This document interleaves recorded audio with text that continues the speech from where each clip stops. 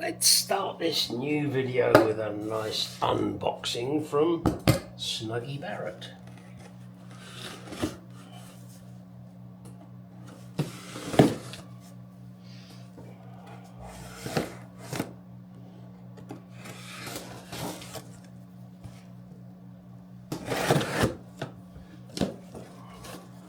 What little treasures do I have in here? Some puppy stuff. The door channel seal that I was short.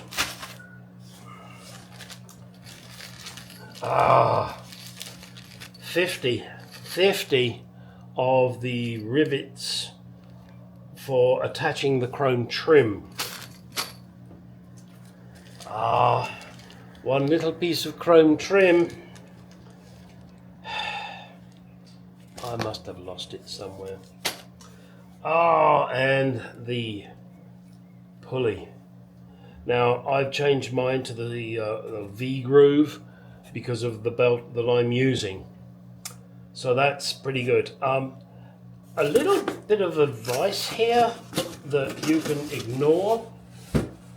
When I spoke to Frank, I said, "Hey Frank, there's a nice aluminium one and I'd like that." And he said, "No, you don't." I said, yeah, I do. I want it. And he said, no, you really don't. I said, "Why not?" He said, "Because the aluminium one has a bearing in it, quite often, after a year, they will fail. So you want the steel one." So I looked at the steel one and said, "Well, it looks pretty much the same. And I ain't going to get any rust on it here in Arizona." So I've gone for the steel one. Now, it was more expensive. I think it was like $130 as opposed to $73, but I could be wrong on those numbers. But to me, it's worth it. The idler pulley that I have on the car was made in 1964. It's a little bit old. Shit, I was 13 at the time. And I'm not young now. So, and this feels great. I will put this on now and that will get rid of one of my squeakies when the engine is running.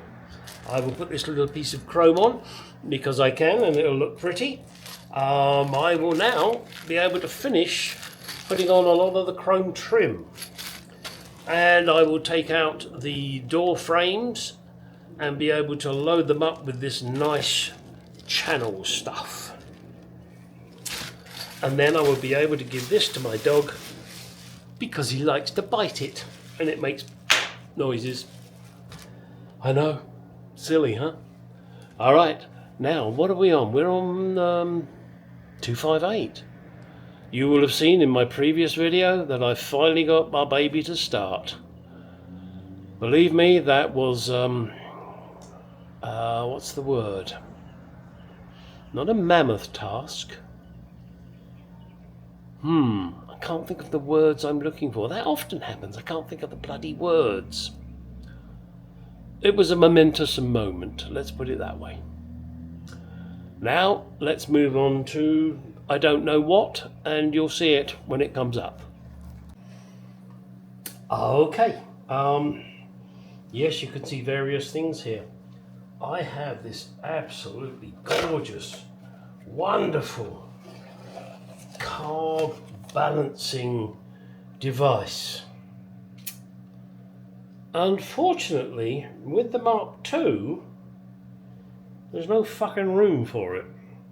You can't get this on. It's just, there's no fucking room between the carburetor and the wing. So I have to resort to this little beastie here. Now, a little more antiquated, I grant you, but it still can be as accurate as you want it to be. Okay, there's only 1, 2, 3 marks on here, but I will be adding extra marks to it. And yeah, if I'm honest, it's probably not as good as this beast, which is great for E-types, probably XJ6s, and other cars that have more room than the Mark II. So if there's anyone out there that needs one of these, this is brand new, never been used, email me. Maybe we can come to an arrangement.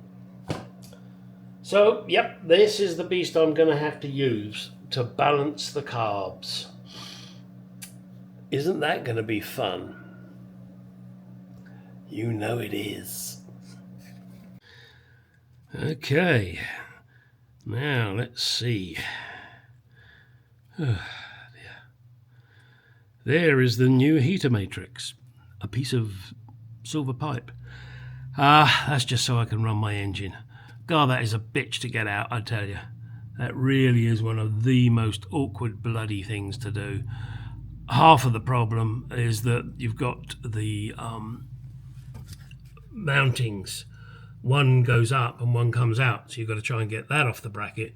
Plus these silver pipes, they're attached underneath the box on the bottom of the heater box. There. And you have to get those out at the same time. What a bloody nightmare. All right. Also, while I've got it out, I'm going to see if I can test it and get 2 speeds. I could only get 1 speed when it was mounted. I'm not sure if it's a wiring problem in the car or this problem. Anyway, I've ordered a new heater matrix from SNG Barrett, $120, obviously, plus shipping. Oh, actually, no, I think they do free shipping over $100. One thing I have also noted that I'm going to do is this. Oh, excuse me. Come on, camera. This here is an absolute pain to get to. And I'm looking at this thinking, damn, that's going to be even more awkward to get to. So I'm going to connect these cables. Let me show you. These cables, which are the heater control cables and the flap control cables. I'm not sure which one does which yet. One is slightly longer than the other. So if anybody knows which is the longer one, let me know. And then that'll be easier than trying to struggle back here up against the firewall to get those connected. Yeah, so I'm going to put them on here before I put the heater back in to the car.